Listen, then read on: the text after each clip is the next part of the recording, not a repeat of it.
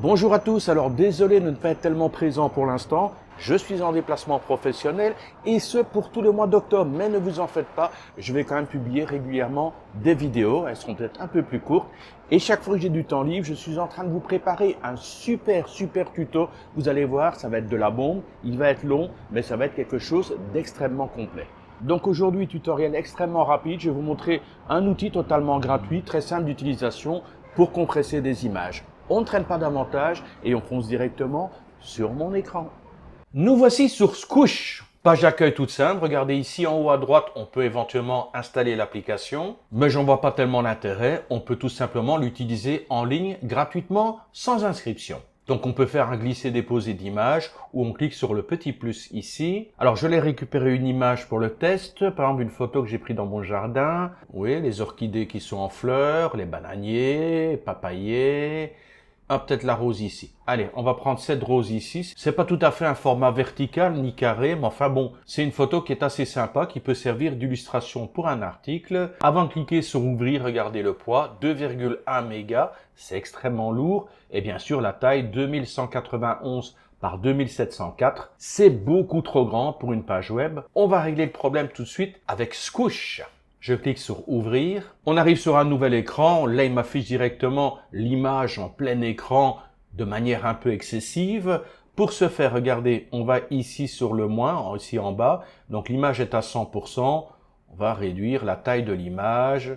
Voilà, telle qu'elle pourrait, peut-être ici agrandir un tout petit peu, ici à 26%. Voilà, telle qu'elle pourrait apparaître éventuellement sur la page de mon site web. Alors donc on a cet écran avec une barre au milieu qui permet de voir l'effet avant et l'effet après. À gauche c'est l'original, à droite c'est l'image après compression. Alors un petit élément ici sur la gauche qui vous rappelle le poids de la photo originale, 2,1 mégas. Et regardez à droite, la photo automatiquement par défaut a déjà été compressée au format JPEG, tout en gardant la taille de la photo. Donc, il y a déjà une réduction de 79%. Votre photo telle qu'elle est actuellement, non redimensionnée mais compressée, ne fait plus qu'un poids de 451 kg. Mais une image d'une telle dimension sur un site web, ça ne sert strictement à rien. On va donc utiliser le premier outil ici, Resize. Je le sélectionne et on voit au niveau du preset, on est à 100%. On a bien une image de 2191 par 2704 en hauteur. Je vais réduire la hauteur de l'image. Si je veux insérer cette image dans un article, avec l'image sur la gauche et un peu de texte sur la droite, on va dire qu'une dimension, une hauteur à 600 pixels est largement suffisante. Donc au niveau de la hauteur, je sélectionne et je remplace par 600. Et regardez, automatiquement, la largeur s'est adaptée proportionnellement à la hauteur. On est passé à 486 au niveau de la largeur. Pour l'instant, j'ai toujours le format de compression original au JPEG 75%, mais j'ai réduit la taille à 600 pixels par 486 et là, regardez, le poids de la photo a été réduit de 99%. Dorénavant, la photo ne fait plus que 29,9 kg, 30 kg si vous préférez. On a donc réduit la taille. Le deuxième élément qui m'intéresse, c'est le format de compression. Pour l'instant, par défaut, il met le format JPEG avec une qualité de 75. C'est vraiment raisonnable, la qualité est bonne, mais on peut encore réduire le poids de la photo. Non pas en jouant sur la taille, mais en jouant sur le format de compression.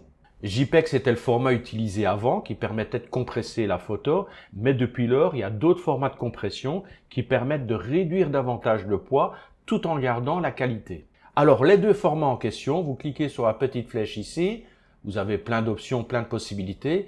Le premier format, le plus ancien après JPEG, c'est le fameux WebP. On va donc sélectionner WebP. Je laisse les réglages par défaut et regardez, vous allez avoir plein de possibilités, effort, qualité. Vous aurez même des possibilités de paramètres avancés. Je laisse tout par défaut, je ne me prends pas la tête. Ce qui m'intéresse, c'est modifier la taille. Et ce qui m'intéresse, c'est choisir le format de compression. Et là, le format de compression, le fait de choisir le WebP, on est tombé à 21 kg. On passe quand même de 30 kg à 21 kg. C'est pas anodin. Croyez-moi que la différence de quelques kilos sur la vitesse de téléchargement d'une page web, ça a énormément d'importance. Ici, maintenant, avec les vitesses des sites internet, Tout se joue à la milliseconde. Donc si vous voulez être bien référencé, choisissez un taux de compression qui vous permet d'avoir l'image la plus légère possible qui soit. Donc le format JPEG, laissez tomber, c'est totalement obsolète, c'est totalement révolu. Première option, le format WebP. C'est un format qui a été utilisé quand même déjà depuis pas mal de temps. Mais il y a le petit nouveau, je clique, ici le format AVIF. Je le sélectionne et là regardez, boum, on est tombé à 11 kg. C'est énorme, la différence de poids est énorme. Alors le format AVIF, il est quand même fabuleux. Il est dorénavant reconnu officiellement par Google. Et oui, dorénavant, Google référence toutes les images qui sont au format AVIF. Alors pour ce format AVIF, j'ai déjà fait plusieurs tutoriels avec également un autre outil qui permet de compresser au format AVIF qui pour moi est beaucoup plus poussé que l'outil que je vous présente aujourd'hui. Mais enfin cet outil, il est gratuit, il est simple d'utilisation, il a le mérite d'exister, donc je vous le présente. Personnellement, je préfère l'autre outil que j'ai présenté dans mes tutoriels sur le format AVIF. D'ailleurs, si ça vous intéresse d'en savoir plus sur le format AVIF, la playlist s'affiche ici en haut de l'écran et je la mettrai de toute façon en bas dans la description. Donc personnellement, je choisis le format AVIF. Au niveau de la qualité, éventuellement, je peux monter à 70%.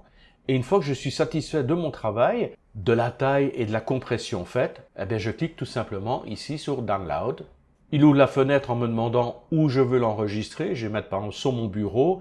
Et très important, comme c'est pour des sites internet, mettre également un nom à ce fichier. Là, le nom ici il ne sert strictement à rien. Pour Google, ça ne veut rien dire. Par contre, si je mets rose jardin tropical Thaïlande, j'ai placé des mots-clés. Si des gens font des recherches sur les roses, les jardins tropicaux ou sur la Thaïlande, il est possible à ce moment-là que Google affiche la photo de ma rose sur les moteurs de recherche dans la partie recherche par image et peut-être que je vais gagner comme ça un clic et des gens qui vont visiter mon site web. Il vous suffit de cliquer sur enregistrer. Ensuite, vous allez sur la petite croix ici en haut à gauche et vous revenez à la page d'accueil. Vous pouvez télécharger une autre image. Aujourd'hui, nous sommes vendredi, le week-end pointe son nez. Je vous souhaite donc un excellent week-end. On se retrouve très bientôt dès que j'ai un petit peu de temps libre par rapport à mes obligations professionnelles. On se retrouve donc très bientôt pour un nouveau tutoriel. D'ici là, je vous souhaite le meilleur qui soit et je vous dis bye bye.